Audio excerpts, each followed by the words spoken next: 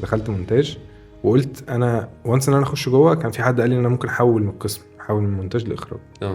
فجيت في بعد سنه اولى، خلاص عديت سنه اولى، عايز تحول. فرحت قلت لهم يا جماعه انا عايز احول. كنت اصلا طول سنه اولى كنت بروح.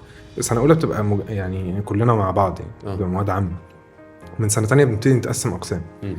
فانا في سنه تانية كنت بروح احضر مع إخراج. محاضرات اخراج. كنت معتبر نفسي خلاص انا اخراج. وبروح اقدم في البتاع. قلت خلاص ما انا اتقبلت انا جوه اوريدي، فايه اللي هيصعب الموضوع؟ دخلت خرجت من امتحان برضه. اخراج مش مكتوبه يعني. خلاص ما فيش. كنت متضايق جدا وكنت زعلان ان انا انا مش عارف اخش قسم اخراج، مش عارف اخرج.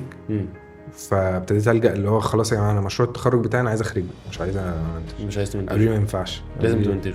قالوا لي ما ينفعش عشان ما ينفعش حد من قسم تاني يخرج وبتاع. خلاص بقى انا هكمل بقى مونتاج وبتاع. بس قعدت في المعهد بقى بدرس